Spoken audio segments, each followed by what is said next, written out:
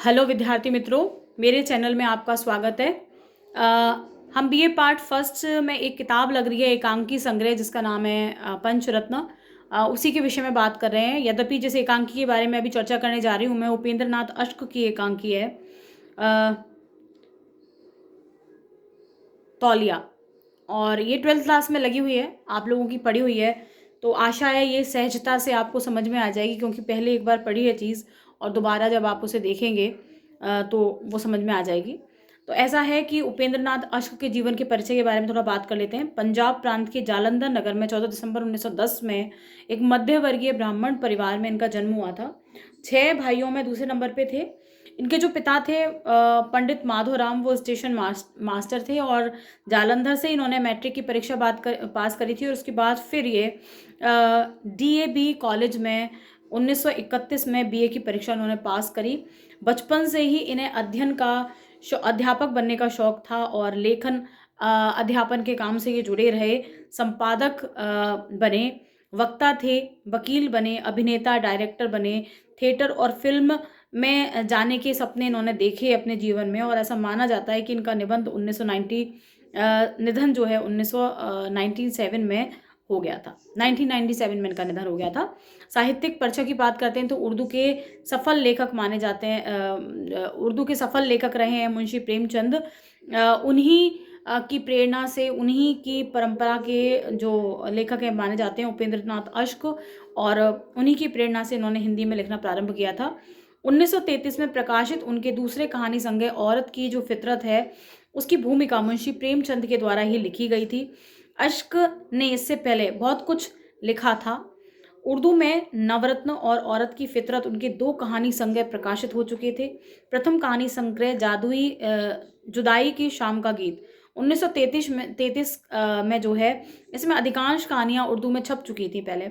जैसा कि अश्क जी ने स्वयं लिखा कि 1936 से पहले की कृतियां उतनी अच्छी नहीं बनी, अनुभूति का स्पर्श उन्हें कम मिला था। 1936 के बाद अश्क जी की जो कृतियां हैं, उनमें सुख दुख में जीवन का व्यक्तिगत जो अनुभव है, उसका अद्भुत रंग भर गया। मतलब परिवर्तन आ गया, साहित्य लेखन जो था उसमें परिवर्तन आ गया, और बहुत ही सुंदर अभिव्यक्तिकरण उन्होंने व्यक्तिगत जीवन का जो है करना प्रारंभ कर दिया। उर्दू काव्य की एक नई धारा आलोचक ग्रंथ जय पराजय एक ऐतिहासिक नाटक था उनका।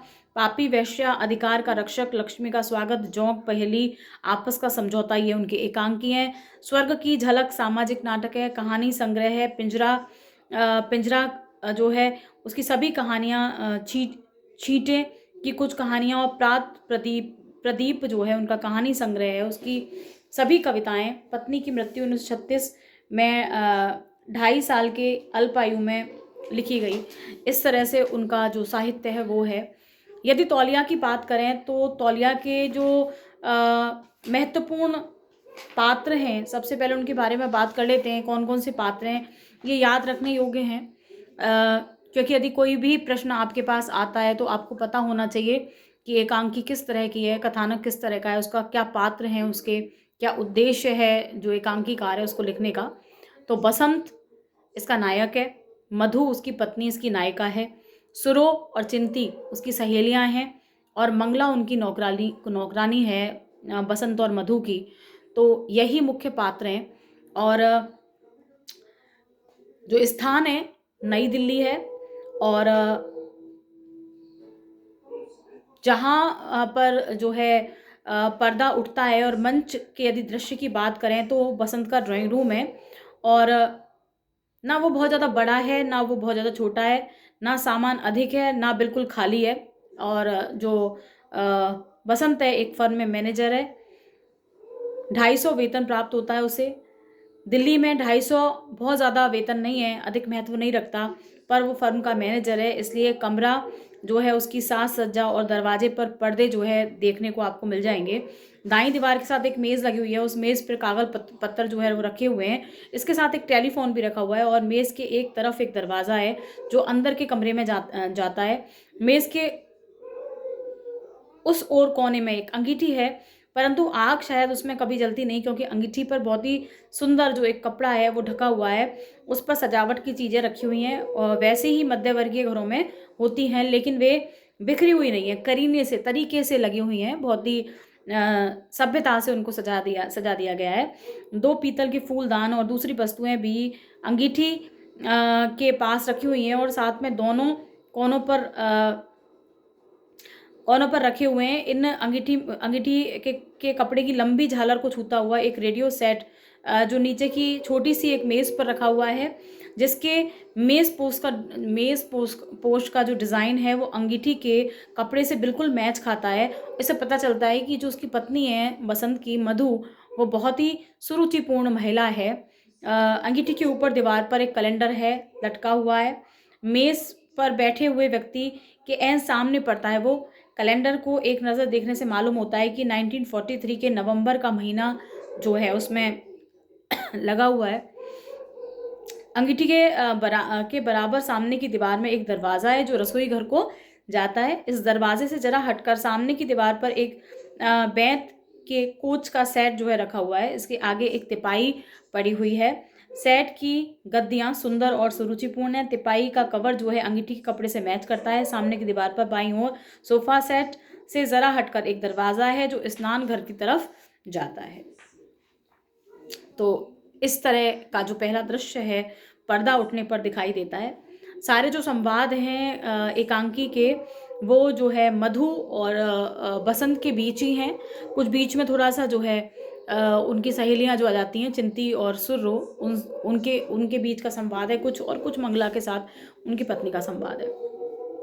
तो कहानी कुछ इस तरह की है एकांकी की कि बसंत जो है दिल्ली में फर्म में मैनेजर है और 250 रुपये का वेतन मिलता है उसको। मधु उसकी पत्नी है, मस्त प्रकृति का व्यक्ति है, मध्यवर्गीय और बहुत ज़्यादा औपचारिकताओं की चिंता नहीं करता है वो, और इसी तरह से अपने जीवन को जीता है। वह जिस तौलिए से मुंह पहुंचता है उसी को वो हजामत के लिए इस्तेमाल कर लेता है। मधु इस बात को बिल्कुल पसंद नहीं करती है, चिढ़ती है वो, और बार बार इस बात को लेकर के मधु बसंत को टोकती है और दोनों में आए दिन झगड़े होते रहते हैं। वह हर व्यक्ति का जो हर कार्य के लिए तौलिया है उसने अलग रख रखा है, और वो ये पसंद करती है कि अलग कार्य के लिए अलग तौलिए का इस्तेमाल किया जाए। लेकिन बसंत जो है मधु की बात से सहमत नहीं है और दोनों के बीच में अक्सर इन बातों को लेकर के झड़प होती रहती है। और एक बार बात इतनी बढ़ जाती है कि मधु घर छोड़कर जाने के लिए तैयार हो जाती है, लेकिन तभी जो है बसंत के जो साहब है उनका फ़ोन आ जाता है दफ्तर से, और बसंत को पहली गाड़ी पकड़ के बनारस जाना है। वहाँ जो कंपनी है उसमें कुछ समस्या हो गई है और ऐसे ही अचानक बसंत को जाना पड़ता है। मधु जो है उसको लगता है कि शायद पति जो है नाराज़ होकर बसंत जो है चले गए हैं, और इसके बाद पीछे से जब बसंत वहाँ नहीं है, पीछे से मधु से मिलने के लिए उसकी सहेली सुरो और चिंती आती हैं। मधु उसके साथ पूर्ण औपचारिकता का खुला व्यवहार करती है। उसके चले जाने के बाद वह अपनी नौकरानी मंगला से पूछती है कि क्या उसके व्यवहार में बदलाव हुआ है, क्योंकि सुरो और चिंती उससे कहती हैं कि तुम्हारा व्यवहार बदल गया है, तुम पहले जैसी मधु नहीं रही हो। अब वो बिल्कुल वैसा ही व्यवहार कर रही है जैसा कि उसका पति चाहता था। उसने चारपाई जो है उसको बैठक में ला के डाल लिया है, रज़ाई में बैठकर चाय पी रही है वो, और अपनी सहेलियों को भी रज़ाई में बैठा लिया, जबकि पहले वो से रज़ाई में बैठकर चाय पीना, खाना खाना ये सब बिल्कुल पसंद नहीं था, क्योंकि वो सफाई पसंद महिला थी और बिल्कुल नहीं चाहती थी। जबकि उसके पति चाहते थे कि इस तरह से किया जाए, लेकिन वो नहीं चाहती थी, इसलिए हर चीज़ अपने जगह पर वो चाहती थी। और जब वो उसकी सहेलियाँ कहती हैं कि तुम बिल्कुल बदल गई हो, तो वो अपनी नौकरानी से उनके जाने के बाद पूछती है कि क्या मेरे व्यवहार में बदलाव आ गया है। वह अपने व्यवहार के बारे में स्पष्टीकरण भी देती है। 2 महीने बाद बसंत जब बनारस से लौटता है तो वह मधु की बदली हुई स्थिति को देखता है और बहुत ज़्यादा खुश हो जाता है देख करके। लेकिन उसे लगता है कि वास्तव में मधु की जो सनक है सफाई की, वो पूरी तरह से समाप्त हो गई है। लेकिन थोड़ी ही देर बाद धीरे धीरे जो मधु है उसकी पूर्व जो सनक की स्थिति है वो वैसी की वैसी हो जाती है, और फिर जो बसंत है वो तौलिए का प्रयोग करता है, और तौलिए का प्रयोग करने के बाद उनमें आपस में फिर से झगड़ा हो जाता है, और फिर जो है मधु मुंह फुला लेती है और उसकी आदत ज्यों की त्यों वैसी की वैसी हो जाती है जैसी कि पहले थी। सिर्फ कुछ परिस्थिति जन्य होने के कारण मधु में थोड़ा सा बदलाव आ जाता है उसके स्वभाव में, और फिर वो वैसा का वैसा ही हो जाता है। तो यही एक छोटी सी कथानक है एकांकी का, आम जीवन से लिया हुआ है। और बहुत सारे लोग हैं जो सफाई पसंद करते हैं और उनके जीवन में सफाई का विशेष महत्व होता है। वो चाहते हैं कि प्रत्येक व्यक्ति वैसा ही जो है सफाई करता रहे, लेकिन ऐसा संभव नहीं हो पाता है। तो आशा है कि आपको एकांकी का जो कथा सार है और जो परिचय है लेखक का, वो समझ में आया होगा। अगर समझ में आया हो, पसंद आए, तो प्लीज़ चैनल को सब्सक्राइब करना ना भूलें। धन्यवाद।